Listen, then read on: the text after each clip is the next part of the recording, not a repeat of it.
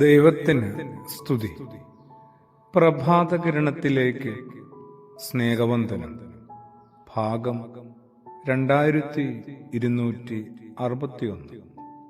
ഇന്ന് മാർച്ച് മാസം 10-ാം തീയതി. ഈ ആണ്ടിലെ 69-ാമത്തെ ദിവസത്തിലെത്തി. ഇന്ന് വലിയ നോമ്പ് 23-ാം ദിനം. ഇയ്യോബിന്റെ ഭാര്യ അവനോട് പറയുന്നു, നിങ്ങൾ ഇനിയും വിശ്വാസം മുറുകെ പിടിക്കുകയാണ്. ഇയ്യോബിന്റെ പുസ്തകം 2-ാം അധ്യായത്തില് അത് എപ്പോൾ കാണുമ്പോഴും വായിക്കുമ്പോഴും വല്ലാത്ത ഭാരമാണ് തോന്നുക, ലജ്ജയാണ്. നിങ്ങൾ ഇനിയും വിശ്വാസം മുറുകെ പിടിക്കുകയാണ്. ഒരുപക്ഷെ ഈ ചോദ്യം ഏറ്റവും കൂടുതൽ ചോദിക്കപ്പെടുന്ന കാലത്തിലാണ് നമ്മൾ ജീവിക്കുന്നത്. ആരെയാണ് വിശ്വസിക്കേണ്ടത്? വിശ്വസിക്കാതിരിക്കേണ്ടതും ആരെയാണ്? എന്തിനാണ് വിശ്വസിക്കുന്നത്? നമ്മൾ പലപ്പോഴും വ്യക്തികളുടെ ജീവിതമാകും വിശ്വാസത്തിന് മാനദണ്ഡമാക്കുന്നത്.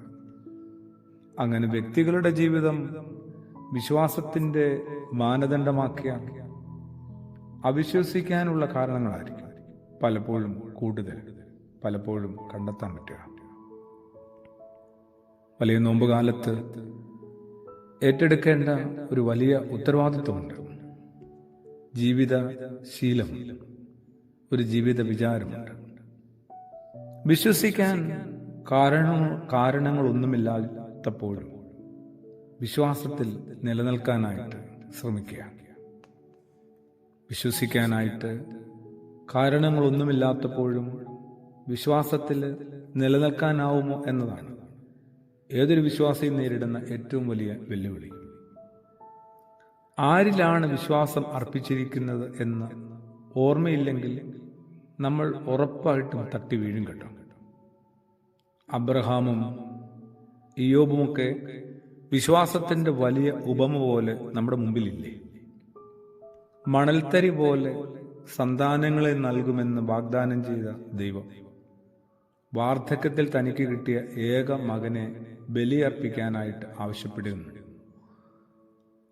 അബ്രഹാം ആകട്ടെ കല്ലുകളിൽ നിന്ന് പോലും മക്കളെ ഉൽപ്പാദിപ്പിക്കാൻ ദൈവത്തിന് കഴിയുമെന്ന് വിശ്വസിച്ചുകൊണ്ടായിരിക്കുമല്ലോ മകന് നേരെ കത്തി വീശാൻ ഒരുങ്ങുന്നത്.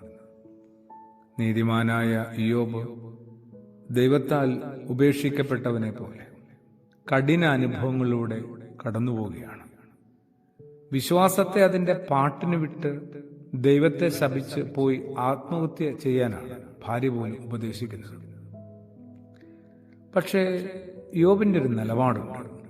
ദൈവത്തിൽ നിന്ന് നന്മ സ്വീകരിച്ച നമ്മൾ ജീവിതത്തിലെ ചില തിന്മയായ പ്രതികൂലമായ അനുഭവങ്ങളെയും സ്വീകരിക്കാനായിട്ട് പഠിക്കേണ്ടതാണ്. അതെ, ഈ നോമ്പുകാലത്ത് നമ്മൾ കുറച്ചുകൂടി വിശ്വാസത്തെ അതിൻ്റെ ആഴത്തിൽ അറിയണം, പഠിക്കണം, അനുഭവിക്കണം, ഏറ്റെടുക്കണം. ആമേൻ.